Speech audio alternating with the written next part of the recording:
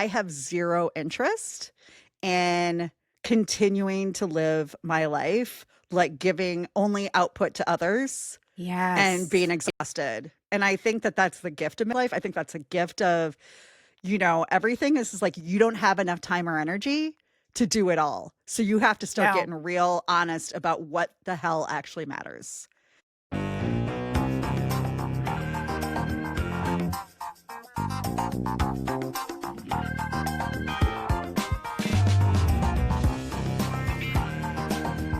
Strangers with Kittens. Gen X stories from the least parented generation.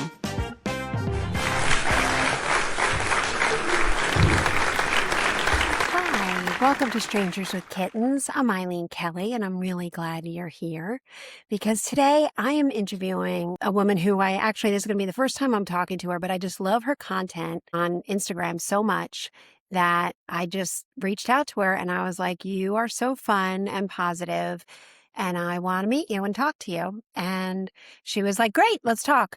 I want to read you just an intro from her website because it's so pertinent and I just love it so much.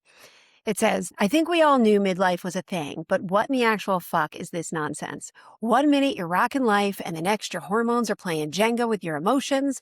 Your relationships feel meh. You don't remember why you entered the room and you're Googling, is this normal, way too often. Midlife might also be the time you realize that the person you thought you were going to be didn't happen, and the life you hoped for might not have turned out like you thought it would, and that realization can throw you off. Good news, you're not broken. You're just in a weird transition that no one taught us how to navigate. Most of our ancestors were dead by this age 150 years ago, which I love that perspective. So let's figure out how to navigate it. Please welcome my guest, Kira Sabin. Oh my God, Kira Sabin. Is David Cassidy in the house? What? Hello. Pass away a couple years ago, but hello. He did. Hi, Eileen. I'm so excited. I'm so excited. I got to tell you, I was just reaching out to you on Instagram because I loved your content so much. And you were like, hello, back. And I was like, oh my gosh, this is so great. I'm easily excitable. I'm not going to lie. I'm easily excitable. And Me I too. love doing So podcasts. we're a good team. They're so I'm fun, so glad. right? And I'm loving your 80s glasses. Look at my 70s glasses. Oh, they're all dirty and Love smudged. it. But look at us through the decades. Gen X through the decades. I know. I think the gift of multiple glasses is one of the most beautiful things about 2026. Me too. Right? I have about 20 I pairs. just bought myself a new pair. I really don't need another one, but I was like, I like those. Yeah. The readers are fun now. Oh, these are normal glasses. I also have like 6 pairs of readers. Okay. I got the gift of both. I got the LASIK back in 2000. So look at you. I had contact lenses in 8th grade. Was way ahead of the curve. And then got the LASIK in 2000. So I'm pretty good at a distance. From a distance. Yeah. The world is black and white. Oh my God. Don't you love it when someone just picks up the energy that you're laying down? It's so much fun. I am so ready to talk Gen X. I am so ready to talk the 70s, the 80s, the 90s.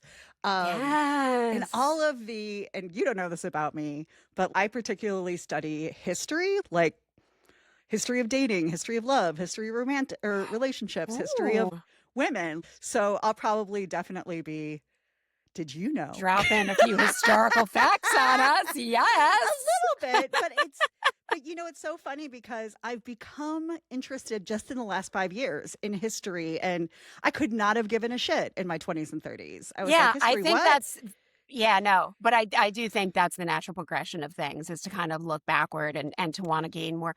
Once you're old enough to realize you don't know much at all, then you want to look back at the wisdom and gain some for yourself.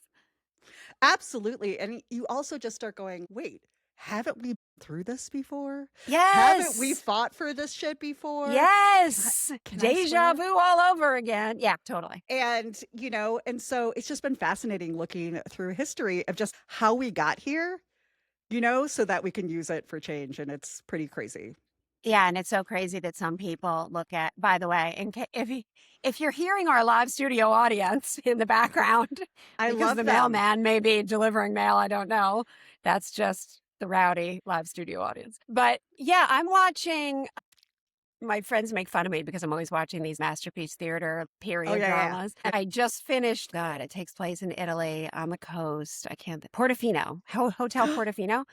And it's when the fascists are taking over Italy. And it's like, this looks familiar. Right? Yeah. Right? Yeah. It's It's it's kind of chilling. nuts. Yeah. It is really. It's really nuts. And I it's love. how are we just watching them march on by? I don't know.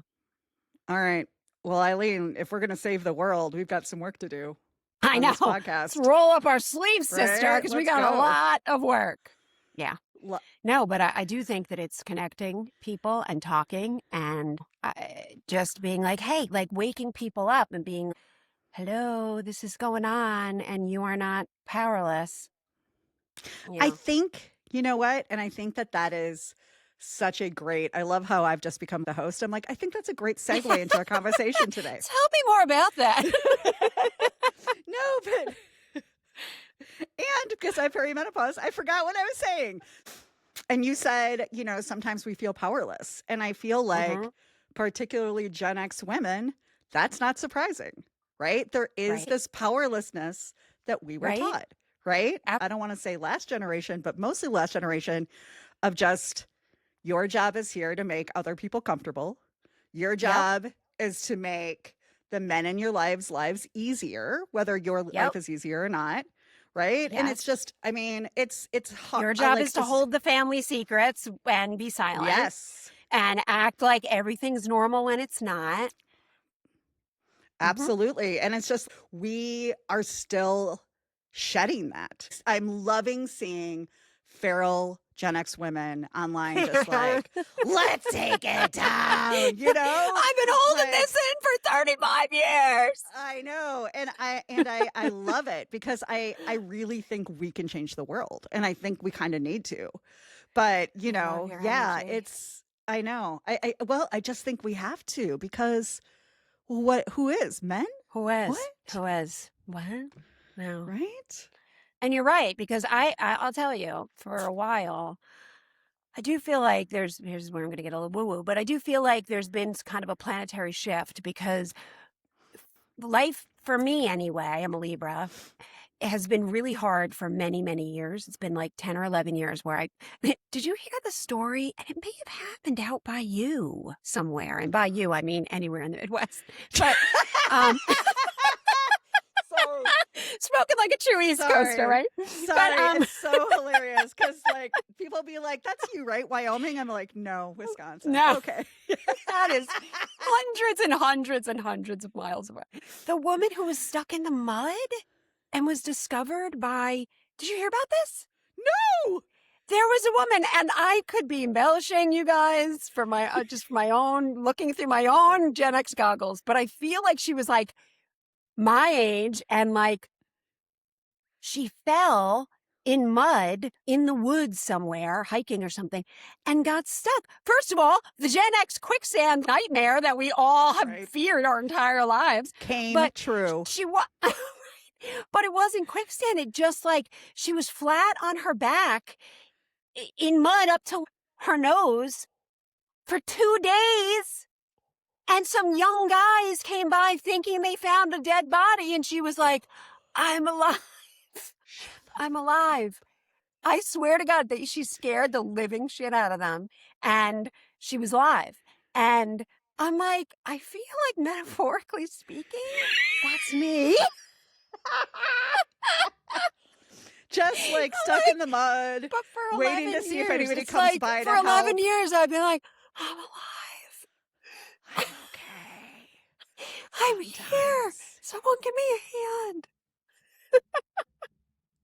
Do you think that that is a combination of hormones like perimenopause or menopause? And I mean, because No, it's let me all tell the you planets right now, and nothing else. No, nothing else.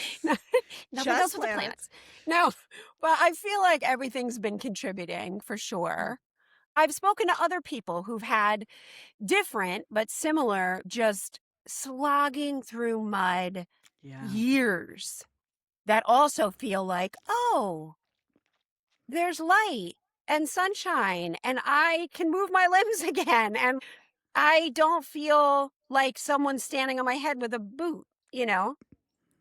That's amazing. I mean, I'm glad you don't feel that way anymore. I feel that way some days. Some days I don't. Like Yeah. I I mean, just there's still going to be days where life gets you yeah, down, but yeah, I mean, I can't attribute it all to hormone replacement therapy, but that helps. But it that sure was does. like years ago, you know, and I definitely was, oh, okay, I can sleep through the night now and I'm not sweating through all my clothes. But even with all the help, it still felt really bad. And I do feel like our age group, there's so much to deal with at this age. Aging parents, kids that are struggling, teens and college age, and like getting them up and out and on track, or it's all so big and so much. And all the while our bodies are working against us All the while we've while. got all these serious things we need to take care of. I'm trying to decide, did our parents just not experience this in the same way or level that we have? Or are they were like, so my mom is like silent generation. She's like right Hmm. before baby Mine too. boomer. Right. Yeah. And so I just regularly like, why did you not tell me it was going to be truly this horrible? Like, why did you not? And it's really, really interesting, but I have zero interest in continuing to live my life, like giving only output to others and being Yes. exhausted. And I think that that's the gift of my life. I think that's a gift of, everything is just like you don't have enough time or energy to do it all. So you have to start No. getting real honest about what the hell actually matters. Real And discerning about who you're going to give your energy to. right. And it can't be to assholes. And it can't be to people That's who are right. time suck because we don't have the time and energy, right? Because Yeah. our parents are getting older and, so many people I know our age, like there is a mass exodus in marriages right now too, right? Yes. So I'm supportive of everybody feeling good on a daily basis and Hmm. whatever that looks like. But yeah, it's an interesting time to be a Gen X and it's an interesting time to be a woman who's a Gen X because I think part of the hard for me, Eileen, has just been even seeing the younger generations see things that we didn't see about growing up Gen X, the messaging that we were told that was so harmful and awful and Toxic and destructive. Yeah. Sometimes you watch something with your kids and they're like, what the fuck? And you're like, oh, wait, is that messed up? Like that? I Wait, I think that is messed up. Oh my God, right. that's really messed up. Yeah. And and to me, it probably started 10 years ago of just when I was online and I was like, oh, yeah, that isn't healthy or that isn't good or that isn't, and then you just start Yeah. seeing it more and more. And my husband and I occasionally will dive back into an 80s TV show for fun, like The Love Boat or something. Yeah. But he likes to do it more than me because it's so shitty towards women It's or so anybody shitty.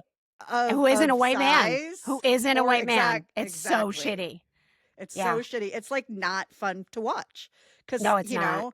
guaranteed there's either going to be a comment about somebody being gay, somebody being fat, something racist. And I'm like, Yep. this isn't And pleasant to sexism, me. right, left, and Right. center. All It's over. just awful. Yeah. It was so prevalent and normalized for us. I mean, my dad was the silent generation, and he literally said to my oldest sister when she asked about going to college, he said, why? You're just going to end up barefoot and pregnant anyway. And this is Interesting. someone like, I grew up in a predominantly blue collar town, but my dad did go to college. He went to Catholic school all the way through, including college, but he was educated. And this was his response, you know? Yep. And that was just the way it was. I I hate the scapegoat of, well, it was a different time. I know. And I also I do too. it was a different time, right? Like it's just there's so much stuff that was normalized, and it's hard to explain because when And you it's look back also at it, you're like, exhausting. Yeah. But I remember I was the youngest of six and I was kind of the big mouth in the family. And I could get away with telling the truth if it was funny. And I interesting. learned that pretty early on. You did not talk back to my father, but I did if it was funny. Got it. And there were a couple of misses. There were a couple misses here and there where things didn't land the way I'd hoped. But that's how my family was basically like, you're the only one that can tell him the truth, right? But those were sort of the parameters.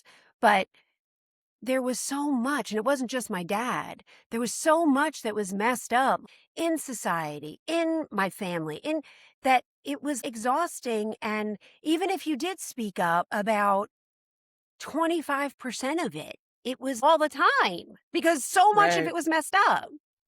Exactly. I mean, why would you bring it up? Because everybody you knew was experiencing the same things, Yeah. right? Or the Yeah. majority of us. I Or to was some listening. degree of it. Yeah. Yeah, and just since I'm now a new fan of Strangers with Kittens and was listening to the episode Aw, before this, I'm afraid I'm not thanks. remembering her name, but she was like, I saw 3 penises before 13 that I didn't ask to Becky see. Paduccio. Yeah. And Yeah, that's having a cop grandfather who like overprotective and told her how to avoid bad things. right, Patch the Pony. He said, Yeah, nay, Patch the nay, from Pony. strangers, Yeah, stay I only away. had that one. I only had that one scenario. I was like, all right, I'm going to watch out for that. But I Yeah. mean, yeah, because it was everywhere. It was everywhere. It was Everywhere. I mean, it was the prevalent. golden age of the pedophile. That's for sure. It was the golden age of the bully. I have an episode called The Golden Age of the Bully because it was Lord of the Flies once you left your house. And it was the golden age of the pedophile because there were no adults around. So kids were just getting scooped up left and right. It's really it's so Eileen, I love that we're talking about this. It's also so weirdly hard to talk about it because online there's such a so proud to be Gen X. You know, we didn't need this. We drank water from a hose. We sat in the back of the old what are Yeah, the the big way back of the station wagon with no yes, seatbelts or exactly. whatever. Like Yeah. we did this and we made it through. We rode our bikes everywhere. And I'm also like, yeah, and nobody knew where we were. And bad things happened to a fucking ton of us, right? A Even ton of from each us. other, And one bullying. kid Like, died from every graduating class. Honestly, the summer after a class graduated, somebody died. And I'm talking a small town, like there were 117 kids in my graduating class. there And was it's like, 120 in mine. Oh my God, we're the same person, Eileen. what? We are. Oh my God. Yeah. So you know kind of Yeah. that And I small feel town. that way. That dichotomy, if that's the correct word, of like, it was feral and awesome. It was feral and terrible and terrifying. And there's so much trauma. And we aren't talking about the trauma. And No.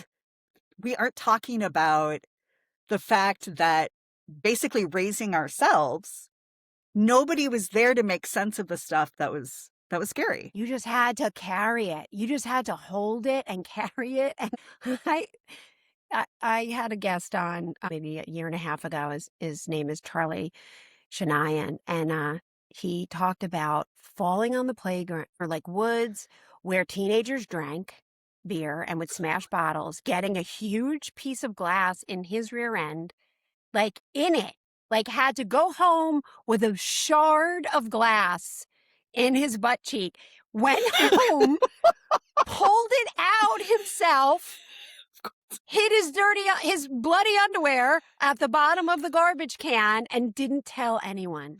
Oh my God. But that's so classic. There's It's so many Gen things X. that we It's like didn't somehow tell. I'm going to get in trouble for this, so I'm just going to get tetanus and die because that's the better choice. I feel I'm sorry. It's just so true though, right?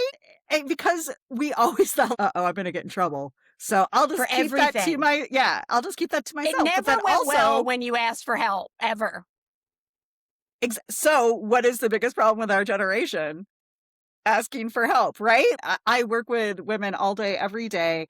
And if I had a nickel for every time, well, I don't want to be an inconvenience. If for all of the little sayings that we've said to ourselves to not speak up, not say what's right, not say what we feel, it's nuts. It's nutso in It the really butso, is. Eileen, which I It's feel like you would nutso in the appreciate. buttso. It's Yes. also glass shards in the buttso.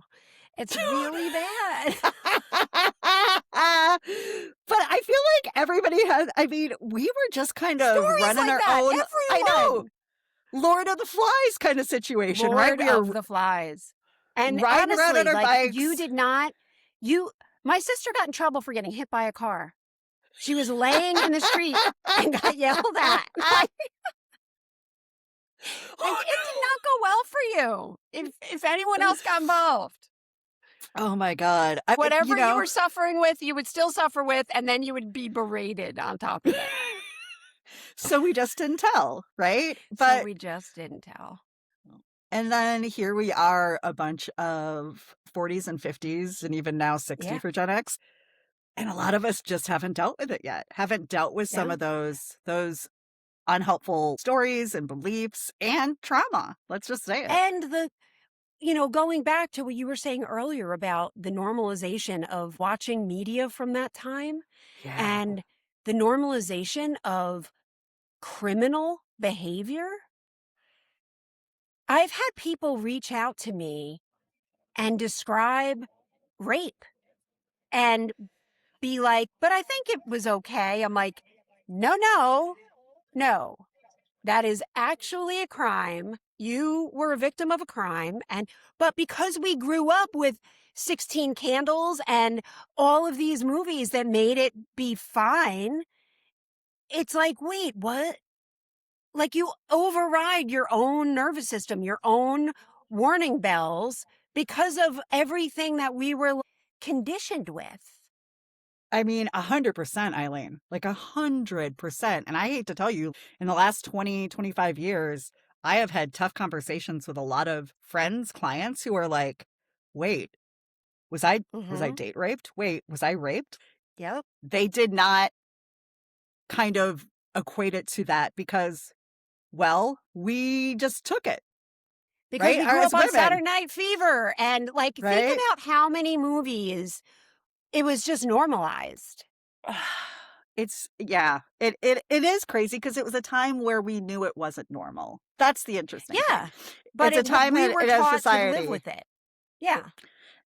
And it's super interesting to be at this time where we have computers and the internet and all of the different things, and there's still people who just don't seek out resources for help. I'm really love, am proud of, and frustrated by our generation. And I'm a little worried we're becoming the next baby boomers. Unless we start healing our shit. Because we're grumpy and we're like those kids and those, you know what I mean? And I'm like, yeah. Are we just going to continually become part of the problem, or are we going to actually do something about it? Yeah. Sorry, Eileen, was this the conversation you wanted to have? Listen, today? This podcast goes from fun to dark to fun to twisted and back again. We'll be okay. But no, I've had people slip into my DMs and be like, this happened to me and you're the only person that knows this, back in 1983. And I'm like, oh my God, I'm so sorry. And let's do something about it together. I'm not qualified, but I'll do the best I can, And sometimes people will be like, I'll be like, are you talking to a professional? And they'll be like, Jack Daniels, that's who I'm talking to. I'm like, and that's, oh, I get all right, it, but let's talk about our maybe generation let's bring in numbing. a third person. Yeah. Right? We numb. We numb. Absolutely. And that either also with was normalized. Yeah. We numb with TV, with food, with alcohol, with drugs, with all the things, Because when you had to live like that for so long, where survival. things that were super fucked up were normalized, it's like, I'm going to need some Novocaine for this root canal, for this 20-year root canal, That is the best way to put it. Yeah. but like fucking get the root canal, everybody. Just do it. Like Yeah. get your asses into therapy. Jack Daniels is not an actual therapist, and nor am No. I. I'm a coach for that matter. I help in different ways, but like I'll tell you this, like my husband is in double therapy right now, and it's the best fucking thing I've ever seen in my whole entire life. He is not only Mm. doing weekly one-on-one therapy, he's also in a men's group where every Oh. other week he just talks to other men who Oh are, gosh, that's emotionally and amazing. struggling and things like that. And I'll tell you, like, the difference in who he is as a healed person is night and day.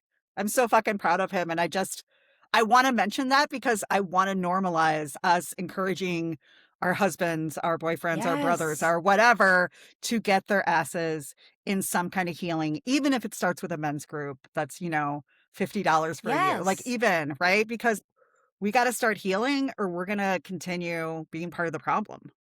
Yeah, it's so funny you brought that up because I tend to do an episode with a guest and an episode by myself, like every other, right? And I recorded this episode that I haven't published that where I was talking about men of our generation and two men of our generation, exactly what you're saying. And I really believe that our generation of men suffered the most in that previous generations had this male camaraderie, and then AIDS hit, and Interest. Okay. Yeah. Yeah. homophobia was at its absolute height.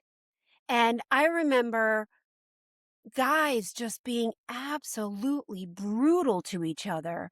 And if somebody showed the slightest bit of tenderness or compassion or empathy Or or vulnerability. vulnerability, Hmm. they were crucified for it.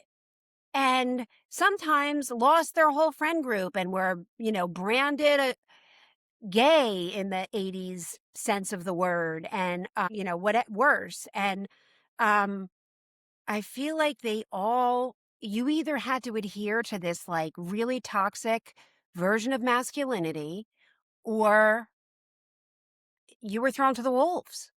100%. Yeah. You're absolutely right. I kind of have talked on my podcast before about I love that we are this generation of females that was started with you can be anything, right? Kind of in that 70s Sesame Street. We really I mean, thank God for Sesame Street. Thank God for Sesame Street and Thank Mr. God for Rogers Sesame raising us. Street and the Electric Company, which taught me how to Yep. read. Thank God for the both of Yeah. them. Yes, exactly. Because they, I think, are what has instilled the morals we do have.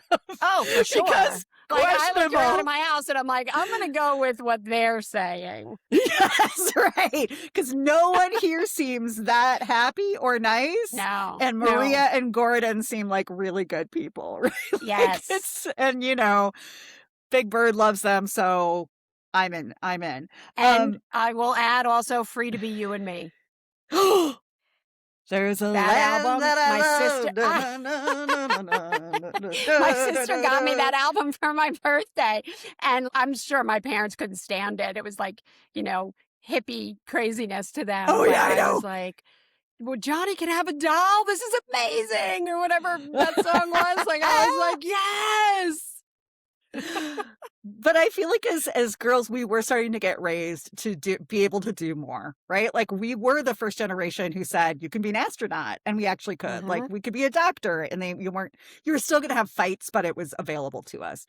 On the other Yes. side of that, we did not give that same gift to young boys. So we said to girls, you can do anything. You can be strong, Mm-hmm. you can be smart, you can be ambitious, you can be all of these things. And then we said to boys, nothing. We didn't then give them the gift of, and you can be more emotional.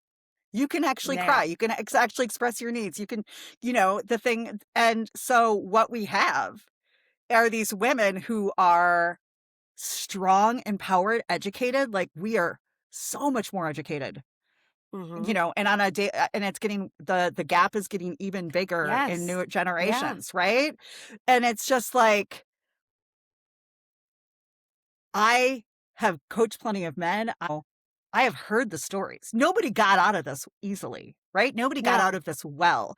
And I No. also know that when we say to men, do you see your privilege? They don't, because they went through shit too It's just Mm-hmm. different shit. Yeah. Right? And so we Yeah. are all super sad and scared and just still kind of living in that in a way that we shouldn't have to in our 50s. You know, Yeah. I just turned 53 last week, and Yeah. I don't want to Yeah. be dealing with shit that happened to me when I was 10 anymore. No. No, but at the same time, like I want I've processed so much of it, and I see it from a perspective of I don't regret going through these things because they made me compassionate. They also made me be able to I've got pedophile radar like you wouldn't believe. And um it's enabled me to keep my kids and other kids safe, so I don't I think when you can get to a place of being able to first of all talk about it, secondly see it from a different perspective, and thirdly like take hold of the narrative and make it something. I don't know if I can say positive, but positive. You know what I mean? Whether it's that you are kinder, wiser, tougher, whatever it's done for you, Yeah. right? Like for me, it's like if I can write a joke about it, I've I'm at least halfway there, you know? And and I'm so glad that we could have, so I don't have kids. I'm child free by choice. And I love that you were able to take those experiences and then teach your kids the things that we didn't learn, right? Yeah. Like that is a beautiful gift. I also wish you or so many other people that I know didn't have to go through the crap that they went through to get there, right? Like that's the tough thing for me. Everybody, I don't know anybody who is Gen X that doesn't have some pretty traumatic Intense, like stories. trauma Just with a even cat. this has been a conversation recently, but like even like when the Challenger blew up and then their teachers didn't even talk to us When about it, you or the parents didn't talk to us about it. when you said they taught us that we could be astronauts, I bit my tongue to not say, but then we watched them go up and blow up, and we're like, maybe Exactly. a different Maybe living. Maybe I'll different choose than a that. different course. Yeah, Yeah. because And then then no they one didn't, even talked to us about it. Yeah, right. they Our were like, parents all didn't right, say let's have a anything. spelling test. Yes, exactly. Okay. And spelling bee for today is Truly. And I think that the gift that we have as Gen X is we can really talk to our kids in a way that our parents didn't. We were still kind of part of the kids should, be seen and not heard Be seen and not generation. heard. Yeah. You remember Yes. that, And I'm it's sure, right? absolutely, and everyone I talk to, every Gen Xer that I talk to, even when they were, as you were saying before, have this badge of honor, and they're like, "When we were kids, Mm, we got hurt and we just got up and shook it off and da da da." But when I say, "But do you want that for your children?" They're like, "Oh, absolutely not." right? And I think we Yeah. have to keep remembering that just because it happened to us doesn't mean it's a badge of honor. We can actually look back at that little version of us and be like, I'm sorry. I'm sorry you Yes. had to go through that. And I'm sorry you had to go through that Yeah. alone because I Yeah. didn't And also, feel comfortable showing like, my parents. right, or I absolutely wasn't able to, and that people normalized it, you know? Right. Yeah, absolutely. Um, I remember when I have two 22-year-olds and a 15-year-old, and I remember when my 22-year-olds were young, pre-K age. You know how there certain words, certain phrasings just kind of make their way into the zeitgeist and everybody's saying welcome in or whatever you know what I mean? Like Right, right, suddenly it's right. like this is the thing. Kids would get hurt and people would go, "You're okay. You're okay. You're okay." And it drove me crazy. A kid would skin their knee and they'd be bleeding, and their parent would be like, "You're okay, you're okay." And I said before, I have a big mouth, I do. But like, I would, like, if I witnessed it, I'd be like, he's not okay. He skinned his knee. It hurts. He's allowed to cry. Right. And You then he'll know, get over it. like let him trust his body. When you tell it, it's basically like saying nothing happened to you. It's like, no, I fucking skinned my knee. It hurts. If you fell and skinned your knee, you would be upset, you know? And for some reason, that fear of like, oh gosh, if we coddle them, it's like you don't have to coddle them, but you could be like, that sucked. I'm sorry that happened to you. Let's go get you cleaned Right. up. You know what I mean? Like, That I mean, sucks to they're get hurt. also children, so we can cuddle them a little. You know what I mean? They're children. God forbid. Yeah. But I mean, yeah, it's like to tell them they're fine when it's like, no, I'm actually bleeding and it hurts, you know? I mean, early gaslighting right there, right? Totally. You're Oh my fine. God. Just brush it It's off. like all the You're triggers fine. for me. I have had a lot of gaslighting in my life, including a trip to Boston where we didn't make it to Boston because my dad didn't know how to get there. Oh But then the pictures of us from the random suburban town that we ended up in say Boston, 1976. no. That's how much they dug into the gaslighting. Like, I've never actually been to Boston, but okay. That's hilarious. So when That's people are like, "You're okay," I'm hilarious. like, "He's not fucking okay," and Oh this isn't my God. Boston. This a real isn't trigger. Boston. It's I not. know what's up. Oh my God. That is, the road trips, right? Oh, the road trips and the maps and Oh my the God, the motels that we would pull over into at like 8 o'clock at night that you're like, Yeah. oh my God, what terrible thing has happened here? And this is all So- for fun. And this is for fun. No, we were, I don't know. You had 6 kids. It was just my sister and I. And we were Yeah. always, we didn't fly. We would drive. Oh, I and- didn't fly they would until I put a- bought my own ticket in my 20s. Oh, right. Exactly. Yeah, Yeah. exactly. And then, so there would be a cooler between us with sandwiches so that we couldn't touch each other. Right. And we would be in this like Genius. small, I know, right. So that we couldn't like poke each other and things like that. And then we could reach in and get like a Capri Sun or Tang or something that didn't really look like water ever. And, for a Nice. snack. And that's how the road trip was. And we would drive for days and then hopefully not get lost 17 times. Yeah, that actually sounds like flying first class compared to mine. Oh I'm my like a cooler God, full of that's- drinks, that's- and nobody can I touch mean, you. What? That's Deluxe. I know. I'm so sorry. I'm so sorry to flaunt my lower middle class childhood to you. I'm guys are so living sorry. the kid life. In Wisconsin, eating our cheese, drinking our milk. So You guys got strong bones out there. we well, questionably, I don't know if my doctor agrees with that, but that's a hormonal thing. So just kidding. I do love cheese. I do love cheese. So do I. And Wisconsin cheese is pretty darn good. I will say I am biased, but it is the best, and like it wins Yeah. a lot of like depending. But we had a lot of. I mean, I have the kind of state pride that like I personally know some of the cheesemakers have won awards because like I go to Nice. cheese. Like we have something in the past called Cheese Camp, where all the small cheesemakers come and you just try cheese for 2 hours, Oh my God. and it's like 200 cheeses. Are there like cardiologists on site or No, they keep them in the side so that nobody sees them, right? I'm just kidding. with But- chisels getting ready to chisel down your arteries? No, but I mean, like, that's a thing, right? That's like a real thing That's here. Because, hilarious. like, I did not know I that was know. a thing. Listen, I wonder if it's like Wisconsin or is it New York and Vermont too? Because I feel like those are the other contenders, right? you guys have other stuff. This is what we got. We've got You're this like, don't and be beer, greedy. right? Like when California's like, we got happy cows. I'm like, you guys have all your other shit. Like, give us our happy cows. Back up.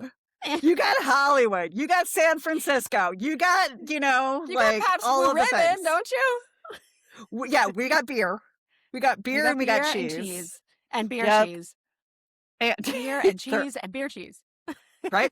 It's a thing. It's a definite thing. It's a But culture that I could definitely snuggle up to. it's not the worst. I'm not gonna lie. the worst. There is Well, a gift. especially in cold places. Cheese is pretty delightful. For sure. For sure. I get more New York and Vermont cheese because I'm in New Jersey, so Wisconsin cheese is harder to come by. I'm sorry to hear that. But if we ever get to meet in real life, Eileen, I will bring you all my favorite cheeses. I travel with cheese. I do. Like wherever I go, God, I I bring love cheese. that. Yeah. Yeah. Like cheeses So that you're are like welcomed with open arms. Thank you. I appreciate it. I appreciate it. Well, I feel like everywhere you go, you must be by everyone if you're like, have cheese will travel. And good cheese too, right? Do you not have a cheese drawer? Do you have a cheese drawer in your fridge? Oh, I have a cheese drawer for sure. Okay, good. Because Yeah. that, the little like kind of upper crisper is a cheese drawer in Wisconsin, right? Like Yeah. everybody I know puts their Yep. cheese. Maybe they're like summer Sometimes sausage, there's that kind of overflow to shit. the second drawer. Yeah. Right, exactly. So, but I've heard other places don't have cheese drawers. They use it for things like I don't know what they use it for, but like Celery? I think I have like 6 to 8 types of cheese on hand at all times, and I'm not even joking. Wow. I want to come to your house. I know it's a good. There's a picnic And then you need whenever you want. crackers. Well, I've always got crackers. Who doesn't have crackers? And then you need wine and maybe some grapes. And then you're set. My Or bread. hangovers don't allow me to have the wine right now. We're hoping someday Aw. to bring it back into my life, but I'll tell you what, at 53, I couldn't have wine. At 57, I'm back. I'm back in. I'm back with the wine, you're back baby. in. Yeah, it's pretty great. That's what Got in I'm moderation. hoping. Yeah, 53, it was like, who turned up the thermostat? Yeah, I'd have I even can't a couple sleep. sips. Yeah, I can't sleep the next day to 2 days. I feel like I lose Oh, days, gosh. and I'm like, Not worth I it. can't run my own No. business and do that, so not worth it. No, I do absolutely enjoy not. the gummy though. I do enjoy the gummy, Eileen. The special Really? gummy. See, Yeah, I don't. I feel like, all right, you want to hear, want to hear a I funny, do. terrible story? Okay, so it was COVID. Believe it or not, people are like, that can't be true, but I have some social anxiety. I'm an outgoing person. I can speak in front of hundreds of people and I'm fine. But when I don't know what my role is, like if I'm performing, I know what my role is, right? I know what's going to happen next. If I don't know what my role is and I'm just going into a bar or going into a big space with a bunch of people, I can get really anxious. So after COVID, when none of us had seen people for the longest time, then suddenly my twins talked me into hosting the pre-prom party that just keeps growing and growing and growing. And the parents, the kids, the couples, and their parents are going to come. And it ends up being like, I don't know, 85 people or something. Wow. And I'm like putting makeup on in the bathroom. I mean, I've been in sweatpants for like, 2 years or something. Yeah. And I'm like, oh my God, we had only, like, we moved to town. My youngest is special needs. And like, I was busy with him all the time. And my older ones were too old to like go to a play date with them. You know what I mean? So like, I didn't really Right. know the other families or parents. And that makes me really uncomfortable, like not knowing people or feeling like I should know people and I don't. It makes me really anxious. So I'm getting ready and I'm like, oh my God, I haven't had a conversation with someone that isn't in my immediate family for like 2 years. I don't know people.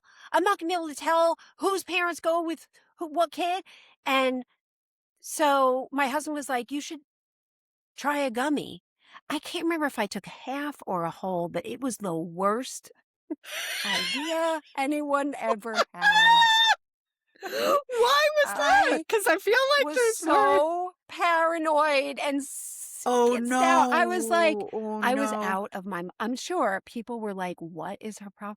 I was so anxious. It just took everything I was feeling and dialed it up to like 100.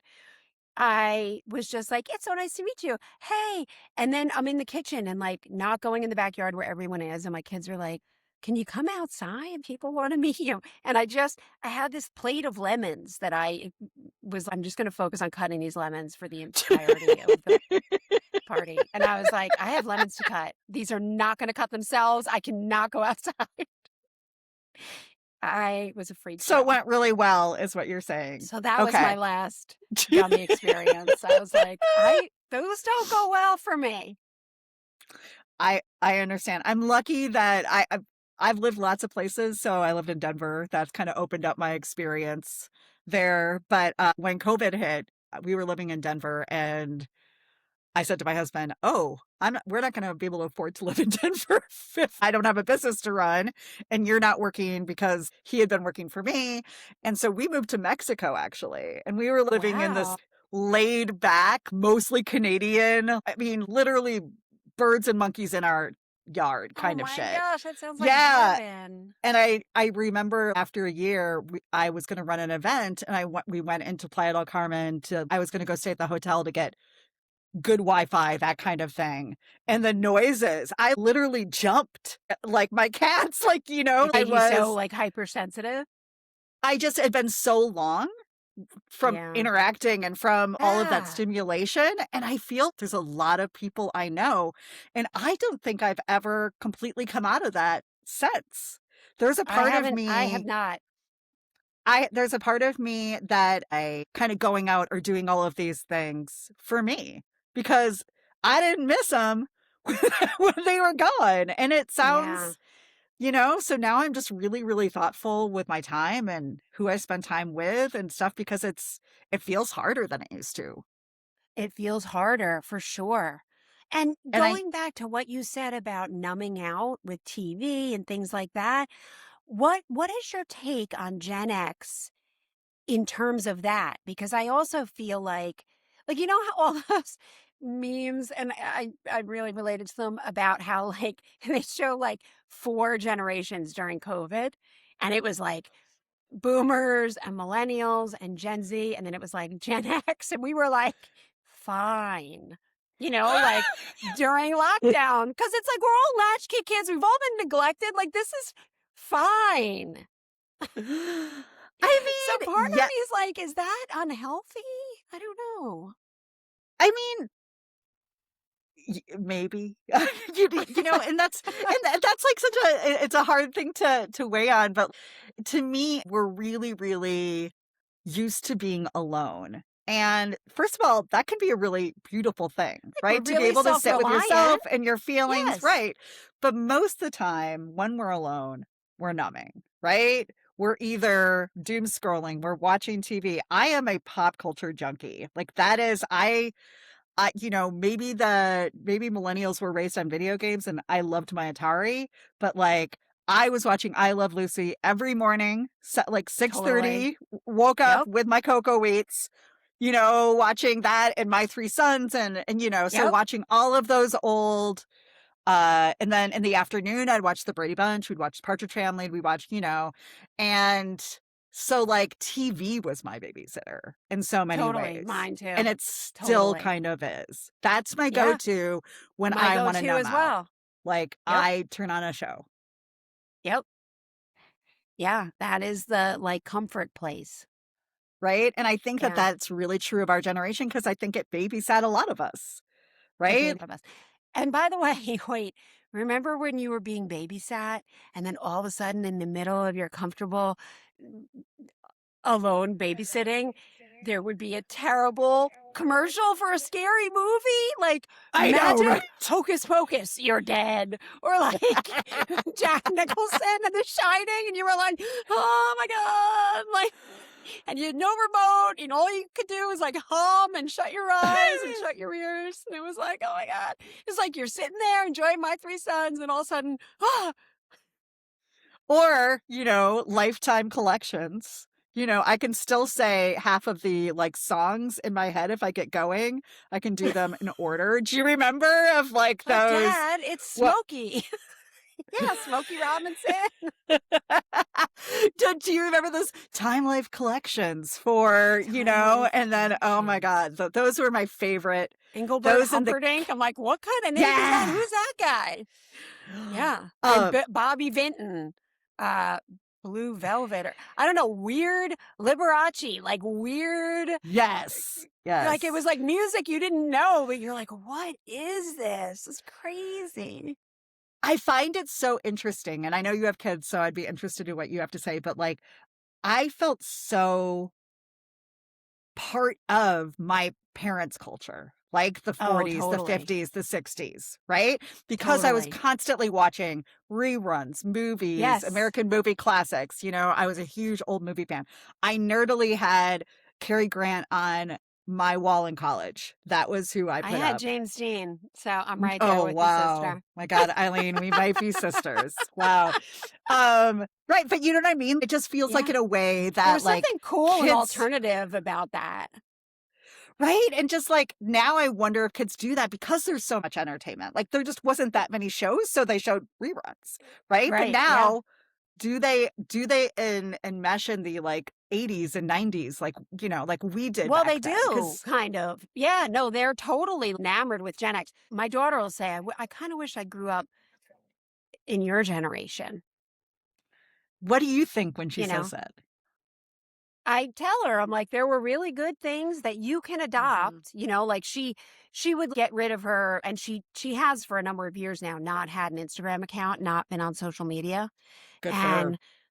And I've said there are things that you can adopt that were good about that Right. time, but there's a lot about that time that you don't really learn from Stranger Things, you know? And I'm glad you're growing up when you're growing up, even though it's got its challenges, but you know, But how you good can. was Stranger Things? Because I fucking loved Oh, Stranger Things so much. It I scratched every Gen X Oh my itch that God. I had. The attention to detail with the sets and the wardrobe and just the little things that are Yep. around. Seriously, chef's kiss. Yeah. I know. I agree. My husband and I have just started a rewatch of the Goldbergs. And I don't know who Oh, did the clothing, but they did such a great job because regularly I'm such a like, great I know a job. guy in my class and I had that shirt Yeah, that I Barry's had that wearing. Or I know. sweater. Yeah. Right, exactly. Like they did such a great job of like getting from thrift shops because I'll recognize clothes because in a small town like we had a JC Penney's, we had a Sears catalog, right? So you could go to the Sears, look at the catalog, put in your order that then would come in the next week or 2 weeks that you would go pick it up. So we didn't have like a Sears store. It's just a catalog store. And then everybody Ah, wore the same clothes because, we were totally. all shopping in the same stores. Yep. So Yeah, yeah, we so I had love like more. We had malls. Like New Jersey is known for its malls, and we had it like several is. It malls. is. Yeah. But it was still Forenza, you know, the Uh-huh. limited, like, and it was like Lacoste, you know. I mean, I didn't have that stuff, but like it was like this iconic stuff. It was like the moccasins and the baggy jeans or the Guess jeans or the, you know, it was just like that was it. You know, now there's just so many choices, but back then it was Oh, like right. either you had it or you didn't. And that's so true. Okay, so you probably don't know these things about me, but one of the things I've done in the past is I had a podcast called Rom-Com Rescue, and we watch rom-coms, I and want to check that one out. I've been listening to your other podcast, but I want to take a dive into all these other little offshoots that you've got going on. and yeah, and so myself and then a couples therapist like look at rom-coms and then break down like the healthy and the unhealthy lessons. And we did an Oh 80s my God, series. And brilliant. Eileen, it was fucking rough going back and watching these I movies. was gonna Like say, through what were through the the lens, positives? not a lot. I mean, it's like, I mean, it was really because she's the woman who I was doing it with is millennial. So she's like, what am I even watching? I know, Like and you're she's like, like, you know what I what? mean? It's so great. She's Right? like, So yeah, like she damn it. watched like Can't Buy Me Love and she's like, "What is this?" Like You're like, we you're were b- you, charmed by it. I know, but like isn't it hilarious that there's a whole movie and all of these things happen because she just couldn't tell her mom that she ruined that white suede suit? Like that's the reason for And the it's whole like, movie. we get it. Right? Yeah, it's Like like, she you just don't couldn't. know the terror of the Right? Like she parent. would go through like some kind of like 6-month thing at school just to not have to tell her mom that she ruined her outfit. I mean, Yeah, it's like, I hilarious. fully understand. But I couldn't even do a few of the movies that I mean, as much as we all love John Hughes, that shit is, Oh, that it's shit's bad. bad. Molly It's bad, Ringwald has bad. talked about it. Have you ever seen some of the stuff that she's gone back I haven't actually. watching it like Yeah. with her kid? Yeah. It's worth looking up. And she said she credited her mom because in I can't remember if it was 16 Candles or Breakfast Club. Um or no, I think it might have been Pretty in Pink.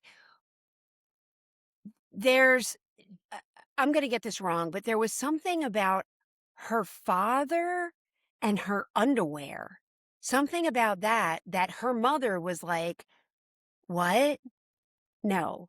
And John Hughes kind of tried to sell it to her, and she's like, "In no world does this Interesting. make sense or is normal." And he ended up cutting it. But she did say for all that's in there that's kind of that is messed up, Right? her mother pushed back on things that were more messed up. And not surprising, but you said something so important, which is back then you either had it or you didn't. So whether it was clothes, whether it was, whatever. And Yeah, like a what I car or watched, like right. And what I watched rewatching those movies is there's always somebody that is a better than, and then there's one that's mhm. a less than, and then it's the less than's job to impress or fake or whatever. And we have been taught power struggles since the day we were born for relationships. We were Totally. taught, I mean, We were rewatching and taught just women like, against women, like we're oh my competing instead God, of, and it goes against everything in us. We are wired to cooperate. we're That's how we're wired for wired. We work community. together. Yep. We're wired for community. We're wired to help each other.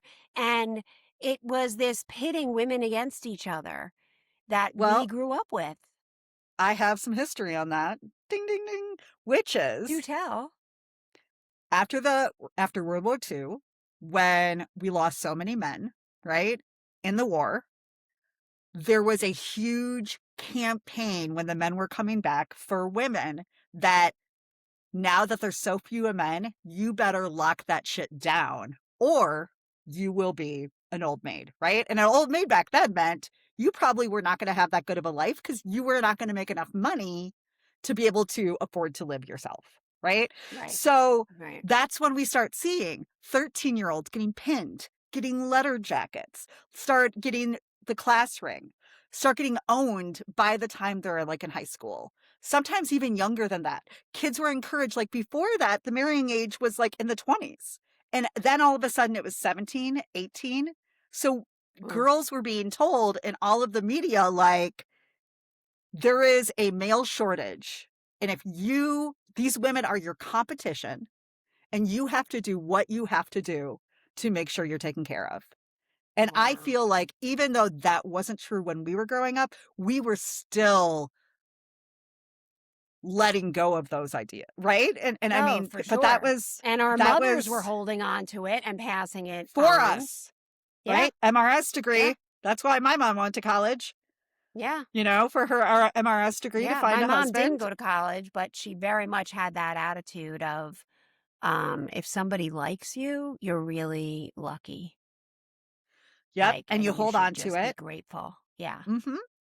Yep, Hmm. and put a little lipstick on. But that's a Jan. That's my mom. But I absolutely. And gotta say, I don't mind a little lipstick. and then somewhere for me, I was like a really like young, energetic, skinny child, had ADHD, undiagnosed because nobody knew what it was back then. I was Right. just talked too much, right? And so somewhere around middle school, my what I know now is kind of like PCOS kicked in, and I started gaining weight in a family Mm, where we didn't gain weight. right. And, and that brings up a whole nother set of bullshit that Right. that young girls, like, you better look a certain way or no boy's ever going to choose you.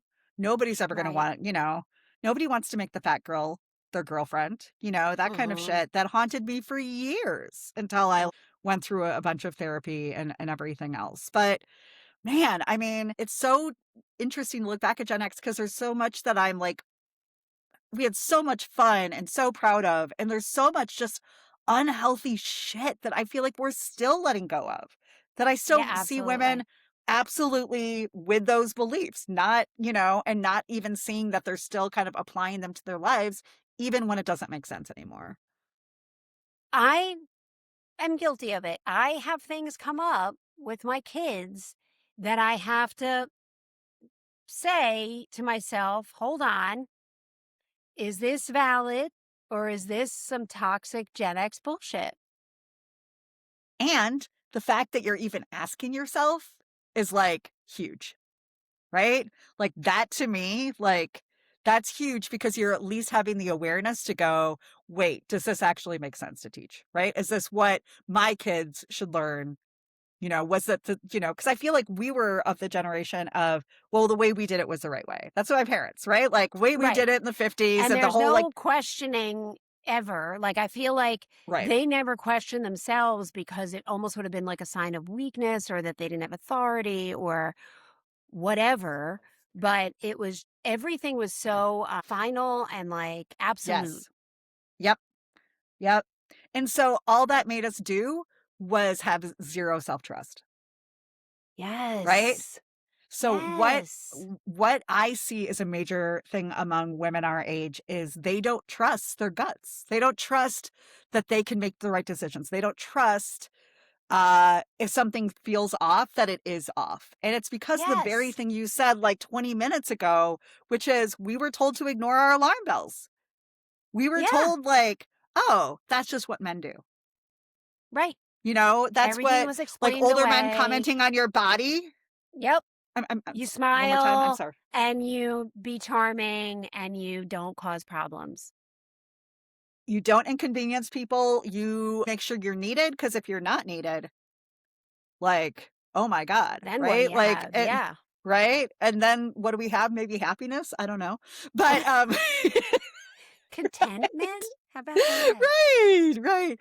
But I mean, it is really like crazy when you start peeling away those layers, like just how much bullshit that we learned, that we accepted because we didn't know the difference, and that we're still living in unless we like actively like unlearn it.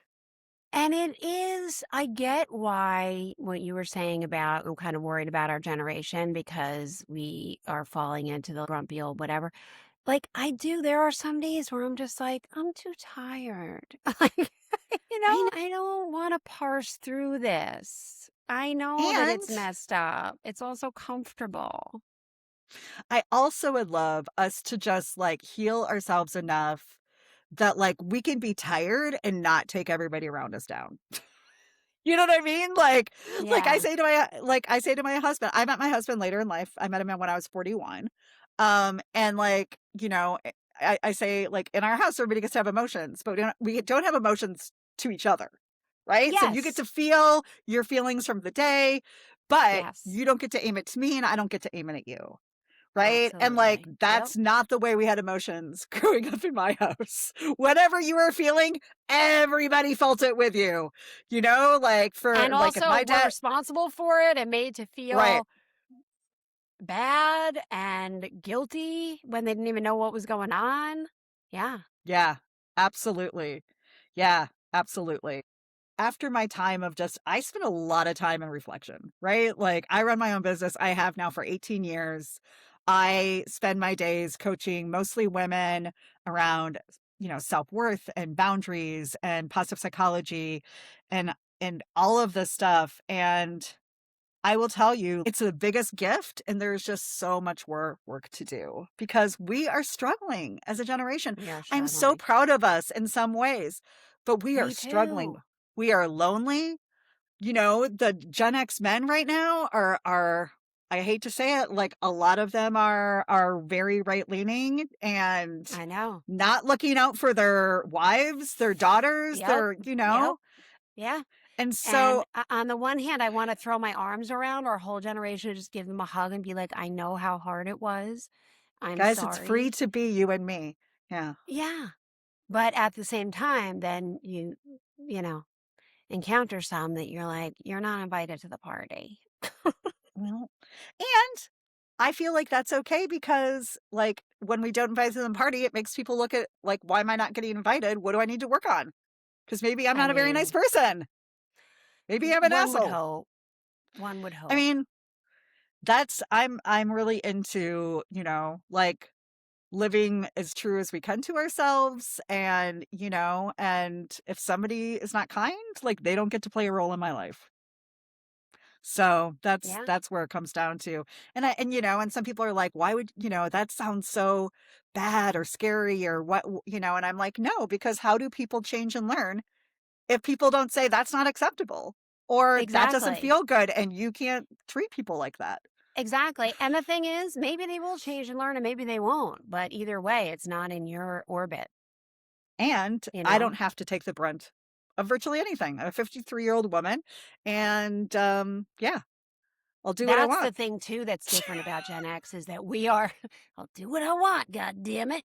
I I think that our generation is the first generation to be like, I'm not going to invite Aunt so and so and Uncle so and so because they're mean and racist and say hurtful things, and I don't want them in my house.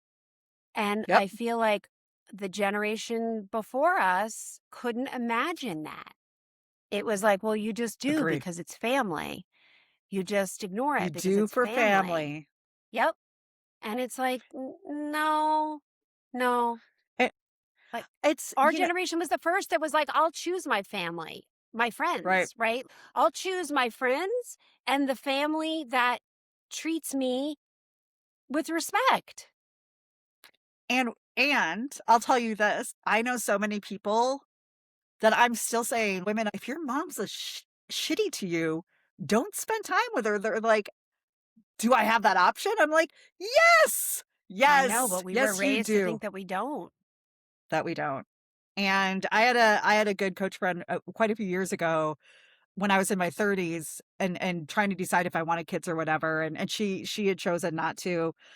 And at that point, I was still in but like, what do I do when I get older? And she's like, why is it your child's job to Yeah, take care of you? Why are we right. putting that on a generation? And you can do everything seemingly correct, or you know what I mean? But we we hand up a lot of bullshit to kids and, expectations that are just not helpful. And I was like, you're right. That should not be unless that my kid chooses it.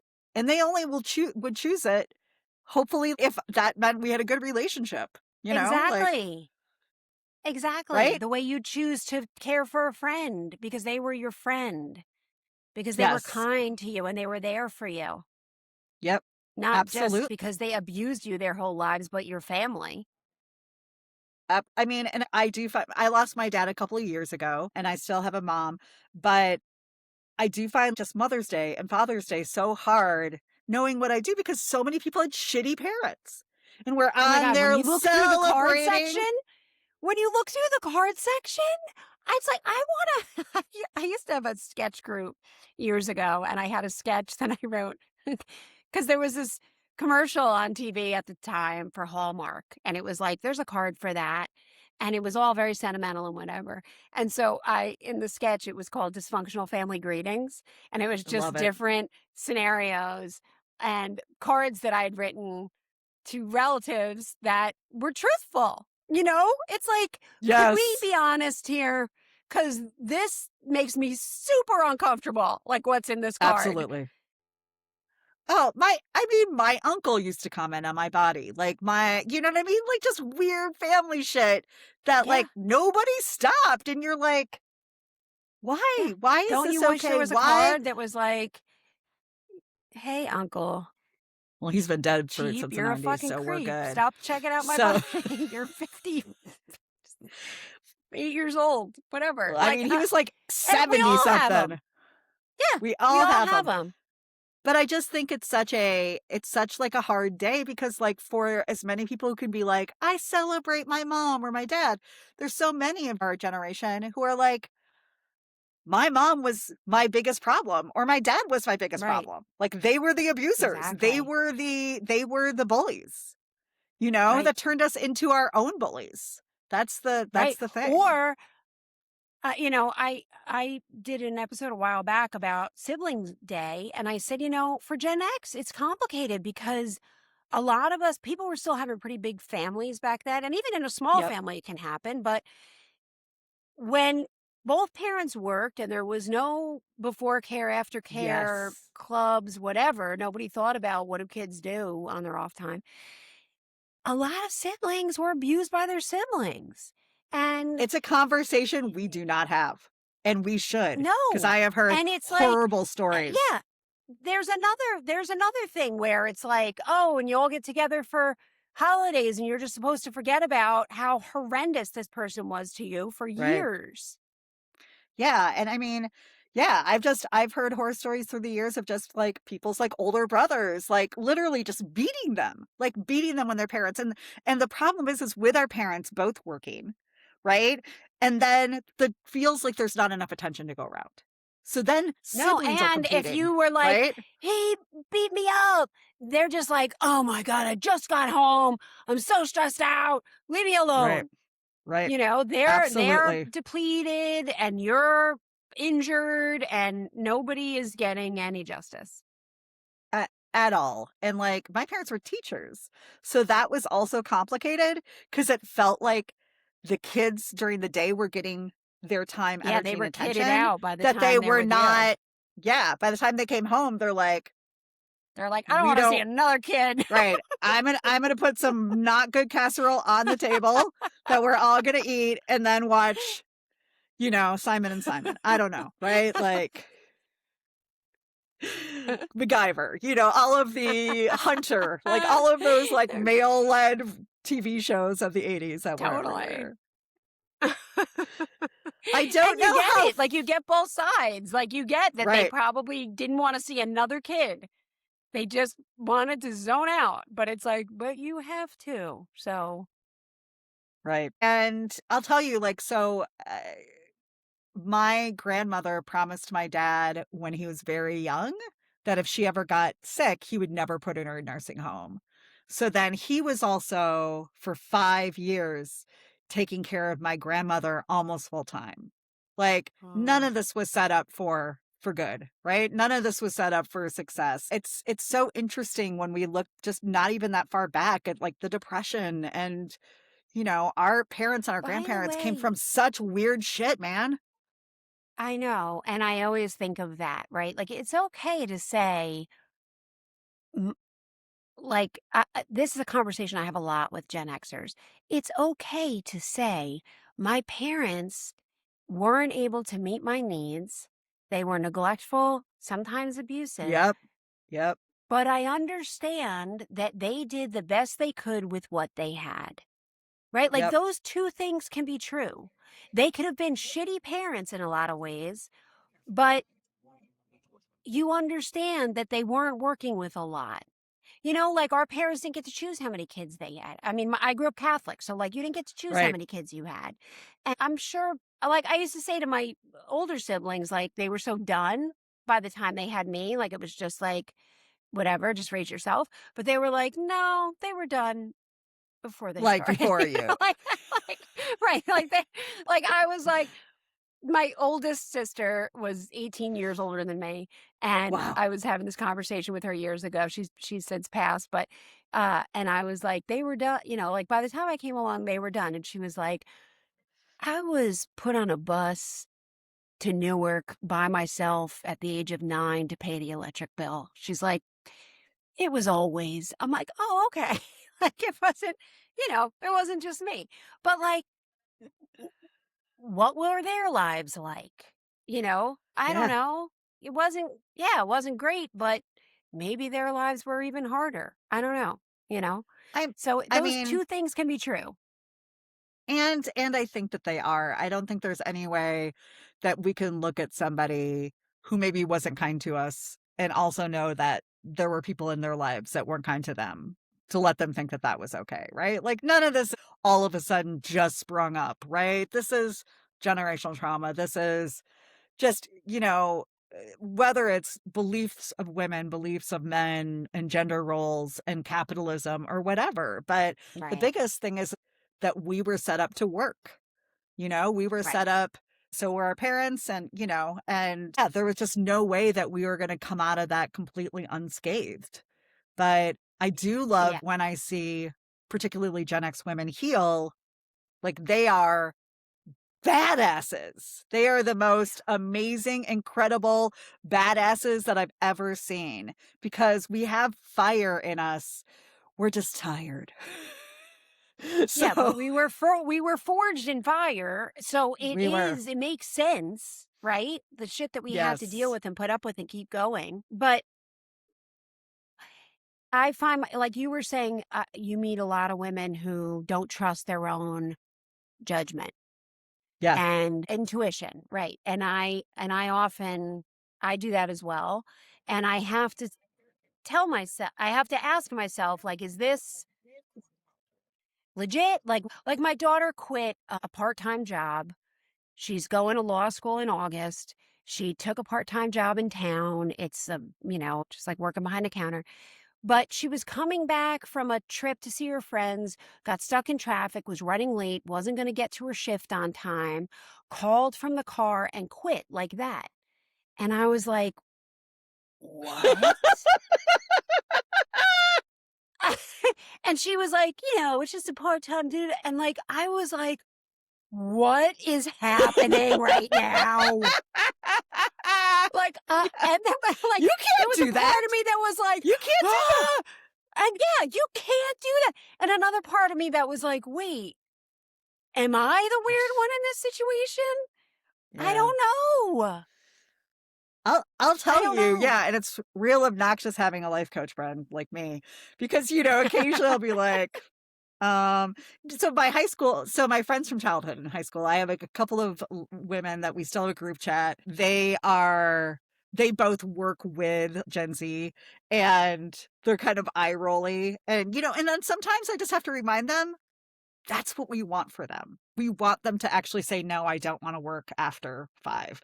No, I don't. I'm like, this is what we want the generation to do. So they're not working 60-hour weeks like we do for fucking what, but it's hard because we didn't have that. So we're like, well, they shouldn't get to have that. Right. And it's just, It wasn't so much from a jealousy standpoint for me. It was from like an integrity standpoint. right, right, right, right, It wasn't right. like well, I had to work shit jobs, so you have to work shit jobs. It was just like, that is not cool, but I might be brainwashed. I'm not sure. And it's like, I've missed friends' weddings to work. I have missed important things to show up to a shift or to whatever, so I didn't lose my job or for integrity. And I can't believe the things that were important to me that I have now missed that I'll never get to experience because I was working, $12 an hour for somebody that wasn't Yeah. even nice to me and it wasn't even a job I liked because of the integrity, right? I think there's also a good balance there of just, we can show up in integrity for a job and we can also make sure it doesn't take over our lives, which I Yeah. think we were told to have it take over our lives. Oh, absolutely. It was like work came before everything, no matter what. Yep. And that's, benefits a lot of other people, not us, you Not know, us. not Yeah. us, not Yeah, us and at so all. that's the kind of stuff that I glitch with my kids because something will come up and I'm like, because there's what I learned and what they're telling me and what my intuition is telling me and does not compute. Right. Right. It's hard. It's hard after being conditioned to basically never be the problem to do something that feels like this is maybe a problem, right? Right. Yeah. Like when you're conditioned your This whole is life, maybe a problem. right? And Like, there's a part of you that when you know that, for me anyway, like I freeze. You know what I mean? It's like when right, I'm like, I do put a boundary and I'm like, what's going to happen? right? This might be a problem. Is the Kool-Aid man gonna come in and attack me through the wall Yeah. or Yeah. what's gonna, I know it's amazing. And it's also so empowering when you're like, oh, I set a boundary and stuck to it And the and I world feel didn't. better. Yeah. Right. And the world moved on and like, or I said no to something and it kept on going, like it is amazing. I'm now really good at the no. So I've had years of practice. I'm very good at the no, maybe a little too good at the no, but you know, I'm protecting my time and energy right now. And so I can It's put it really, towards things that matter. and it is something to see someone who has good boundaries. Like I will say, younger people I was just with my friend's daughter who's in her late 20s, and she was making a speech. She was saying something, and we kind of tapped our glasses to have everyone's attention. And she spoke at the level that I'm speaking at, even though we were in a restaurant and there was like a long table. And she said, "I'm sorry if you can't hear me. This is as loud as I go." And I was like, damn, this is as loud as I go. I love that. Like, I just feel like I learned so much from young women. It's like you don't have I to accommodate everybody. You don't. Yeah, I mean, you could like Eileen, you found me on Instagram, so you're on the Instagram world, right? And like I just remember when like that the new Beetlejuice was coming out and there was Winona Ryder versus, and I'm forgetting her name right now, the younger actress that was in that, and how Winona Ryder, like somebody said, Winona, and the paparazzi, take off your sunglasses, give us a smile. And how the younger actress is like, you don't have to do that. You don't Oh, have to do wow. I what they're didn't see saying. that. Yeah, And she see? just goes, See? oh, okay. And See? Winona Ryder put her glasses back on and yeah. And that's the thing. She's like, you don't have to do what they're saying. But it is And it's in so us. basic, but it's like you don't know the decades of this being drilled into us to the Yes. point where we don't know better. We don't. And we unknowingly pass that on to younger generations because we're not aware, right? Most of us learn our limiting beliefs before the age of 7. So, like, think about what you were shown before the age of 7. It was wacky. I mean, I was raised in the 70s. You were, about the same. Like, 70s Yeah. were, I mean, when I 70s think were a now wild about time. wild time and just like how many of my friends grew up with dads that were Vietnam vets, and we didn't talk about sometimes night terrors and just them coming Yeah, they back grew up in a with house with screaming and right substance addiction abuse and all issues. sorts Yep. of, yeah. Right. I'm really surprised why we don't have these conversations more, because I think there's a lot for us to learn about where we came from, but then how we can also hold on to what we believe but do better for the future. Well said. That's Absolutely. what I think the point is. Like, I will Hmm. always be proud to grow up during the ridiculousness of the 80s. My God, I love the 80s so much. Just Me all of too. the things. And thank God we grew up before phones and computers. But I also want to learn how to do better for these new generations, Yeah. because I don't want to pass on the shit that my mom passed on to me. Right. And have you seen that video, that whatever you call it? Like, it's like a little video or a little GIF or something where it's like an older woman has like a boulder and she passes it to the sort of slightly less older woman behind her. And then the like midlife woman who's like our age. And then Yeah. her daughter who's behind her. And she looks at the daughter and she puts the boulder down onto the floor instead of handing it to the girl.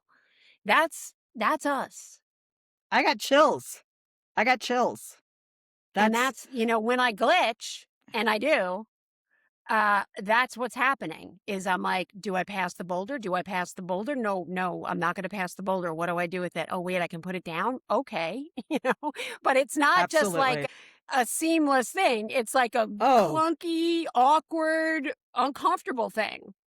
I mean, the hardest part is we actually have to question who we are.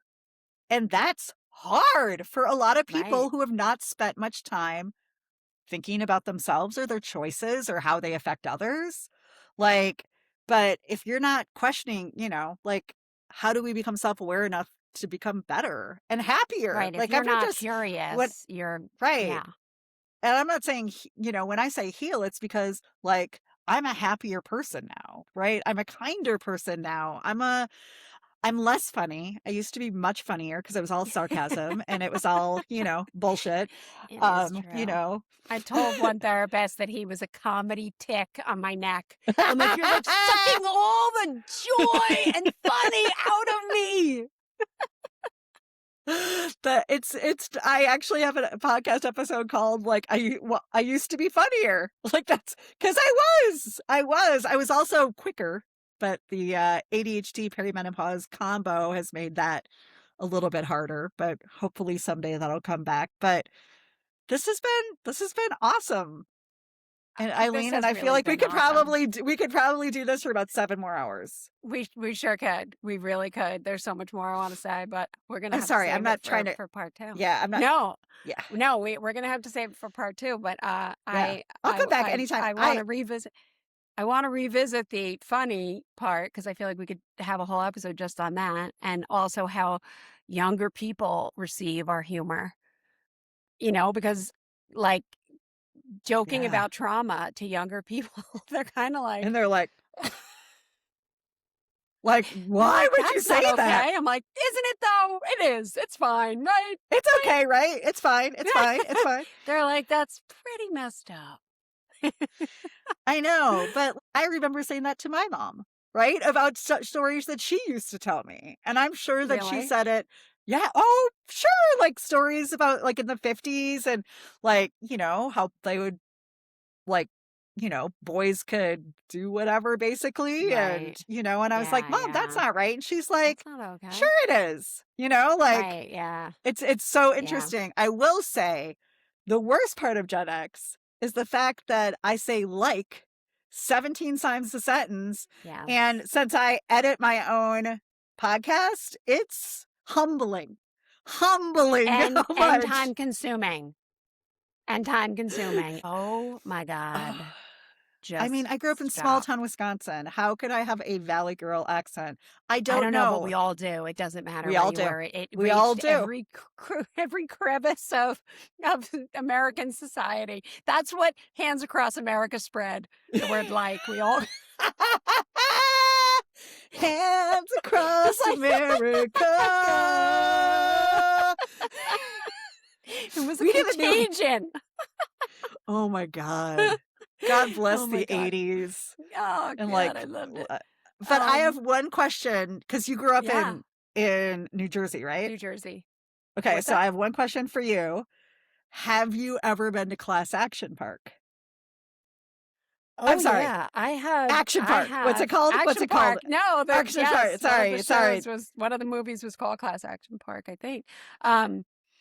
Yes, in fact, I have an episode about it, and I have a Do T-shirt you? on my website just for New York, New Jersey folks.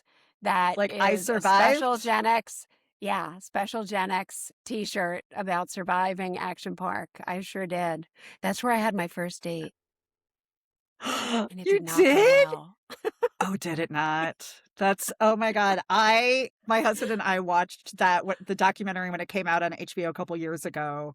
Oh And my God. I felt so validated by that documentary. The one guy who Right. talked about going to an abandoned psychiatric hospital, he's like, people would be like, "What do you do this weekend?" And it would be like, "Oh, I broke my arm at Action Park." And then someone else would be like, "We were in this abandoned psychiatric hospital and we got chased." We got chased by a bunch of guys, and then someone else would be like, "I went to my grandmother's," and it was like, "Yeah, it's all valid." all of those on any things. given All of Monday, those were the stories. Oh my God. Yep, that's No, growing up but in New Jersey. I watched that documentary, and the first half particularly, like, I cried from laughter because it was just the 80s of, oh, you got hurt? Who cares? Doesn't matter. You know what I mean? It was like high teenagers that were supervising already dangerous I know. I can't believe rides.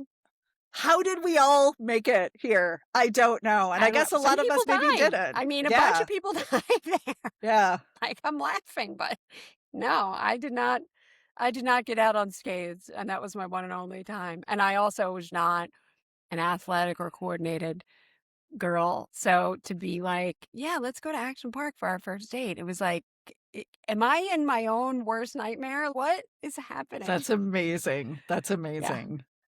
Yeah. Again, Good times. it's like, laugh about it. I survived it, but would you want it for your kids? Nope. No siree. And I feel like that's all, you know what? That's all you have to kind of use as a filter of Litmus would I want test, right? this, Oh, especially like a child that I care about? No, of course not. And no. then we can go, And yeah, then you're like, oh, wait, that that's puts not it in okay. perspective. Like maybe I should Right. process that. Yeah. Oh my God. Well, this was so much fun. Thank Thank you you. It so much was. for I could reaching talk about back this with my forever. random DM to you. I can't Thank you wait. for I'm asking. gonna keep asking, and you're gonna be back. Oh, I'll be back. I can't. Listen, I I'll can't talk wait. We about have this so much shit. more to talk about. Yeah. We'll talk next time about number one, how our parents' generation was the first one who saw birth control come in. And then, because you and I both have silent generations, they were part of the hippie world, right? Right. So they were Right. not. Right. No. And so, Mm-mm. and I think that my parents resented like kind of having kids, like knowing that now they had options in a way. Right. Well, my parents were Irish Catholic, so it still Right. didn't apply to us. We lived in our own Didn't have, weird world. In my house, it was 1942. There was nothing but Irish music and Frank Sinatra. It was like walking into a time capsule. Like oh every my time we God. came home. But that I Yeah, love and it was Ireland like enough that that's amazing. whatever's whatever's going on out there. Doesn't matter. Those are not the rules in here. Did the Pope say anything about it? Well, then it doesn't matter. Exactly. That's right. Was it I sanctioned didn't by the even grow up Pope? No. Catholic. Well, there you have it. Yeah. Yeah. Yep. My husband is recovering Catholic, so I hear a lot about it. I grew up Methodist. It was Yeah. light. Yeah. I know. All right. I'm going to set up our next conversation because I cannot wait. This has been so much fun. And please check out Kira on thrivewithkira.com, Kira. It was so much fun having you here. Thank you for And having I can't wait me. to I do really it appreciate it. again. Yay! We'll totally do it. All right. Bye. Bye.